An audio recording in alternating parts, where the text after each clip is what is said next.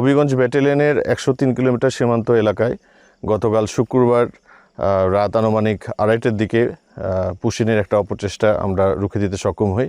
আমাদের কাছে খবর আসে যে এরকম একটা অপচেষ্টা তারা করতে পারে।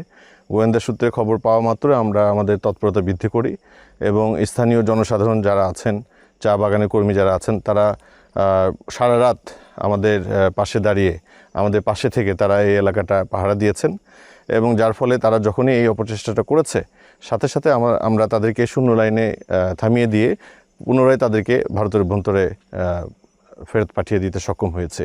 আজকেও এরকম অপতৎপরতা চলতে পারে, পুশিনের মতন ঘটনা ঘটতে পারে। তো এই কারণে আজকেও আমরা এলাকাবাসীদেরকে সাথে নিয়ে আমাদের বাংলাদেশের অভ্যন্তরে বিভিন্ন স্পটে আমরা অবস্থান গ্রহণ করেছি এবং আমাদের দৃঢ় বিশ্বাস যে বিজিবির শক্ত এবং দৃঢ় অবস্থানের কারণে কোনোভাবেই এই ধরনের অপতৎপরতা এখানে আমরা সফল হতে দিব না। এটা আধুনিক একটি বিজিবি এবং জনগণের বিজিবি, যার ফলে আপনারা দেখবেন দেশের প্রতিটি জায়গায় জনগণ কিন্তু আমাদের সাথে সম্পৃক্ত এবং সীমান্ত সুরক্ষার একটি অন্যতম স্তম্ভ হিসেবে স্থানীয় জনসাধারণ আজকে আমাদের পাশে দাঁড়িয়েছে, যেটা অভাবনীয়, যেটা হয়তো অনেক দেশেরই নেই।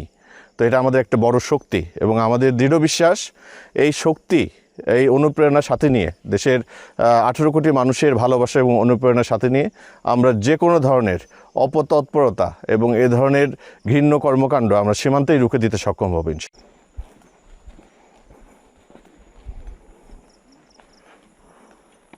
কেমন আছেন আপনারা? ভালো আছেন? আচ্ছা, আপনার পরিচয়? সঞ্জয় পান্ডে স্যার। আপনি কি করেন? তেলিয়াপাড়া চা বাগানের শ্রমিক স্যার। চা বাগানের শ্রমিক? জি স্যার। আর আপনি? স্যার আমি একজন আনসার সদস্য। Answer VDP? Answer VDP. কি নাম আপনার? আমার নাম মোহাম্মদ সিদ্দিক মিয়া। সিদ্দিক মিয়া, ভালো আছেন? জি স্যার। আপনি? জি স্যার, আমার নাম কল্যাণ অধিকারী বিপুল স্যার। বিপুল? জি। আপনি কি করেন? প্রাইভেট কোম্পানিতে জব করছি। প্রাইভেট কোম্পানিতে, ঠিক আছে, থ্যাংক ইউ। তো আপনারা কি করছেন এখানে? স্যার আমরা তো বিজিবি সাহায্য করছি স্যার। বিজিবির সাথে ডিউটি করছি স্যার, ওই যে পুশিনকে রুখে দাঁড়ানোর জন্য স্যার সাহায্য করছি। ঠিক আছে, থ্যাংক ইউ ভেরি মাচ। আপনাদেরকে আপনাদের এই যে দেশের জন্য যে অবদান, এটার জন্য বিজিবির পক্ষ থেকে আপনাদের সবাইকে আন্তরিক ধন্যবাদ।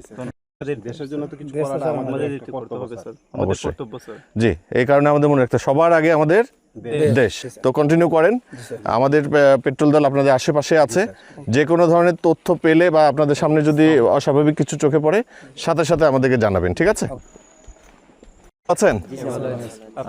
জি আছি, আলহামদুলিল্লাহ, থ্যাংক ইউ। তো আপনারা এখানে কেন এসেছেন? স্যার এসেছি আমাদের দেশ রক্ষা করার জন্য। আচ্ছা, বা আপনাদেরকে আমরা সাহায্য করার জন্য আসছি। Thank you. গতকালকেও আপনারা অনেক হেল্প করেছেন আমাদেরকে। অবৈধভাবে কেউ সীমানা অতিক্রম করে বাংলাদেশে প্রবেশ করার চেষ্টা করবেন না। অতিক্রম করে বাংলাদেশে প্রবেশ করার চেষ্টা করবেন না। আমরা আসছি বিজিবিতে একটু হেল্প করতে। এখন আমরা প্রায় সবাই জানি যে অবগত আছি যে আজকে গতকাল রাত্রে থেকে আমাদের বিজিবি ভাইরা এখানে সারা রাত ডিউটি করছেন।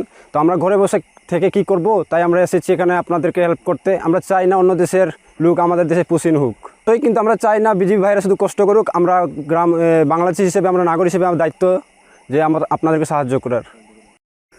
গতকালকের থেকে দিন রাত আমাদের সাথে এলাকার জনগণ সারাদিন পরিশ্রম করতেছে। তাদেরকে আমরা কোনো টাকা পয়সা দিচ্ছি না, খাওয়ার দিচ্ছি না। দেশের মানুষের স্বার্থের জন্য, দেশের মাটির স্বার্থের জন্য তারা আমাদেরকে সহযোগিতা করছে। তারা যে নিজ স্বার্থে আমাদের সাথে কাজ করতেছে, এইটাই আমাদের তাদের দেশপ্রেম। এই দেশপ্রেম আমাদের সারা বাংলাদেশের প্রত্যেকটি মানুষের ভিতরে এই দেশপ্রেম থাকুক, এটাই আমাদের কামনা।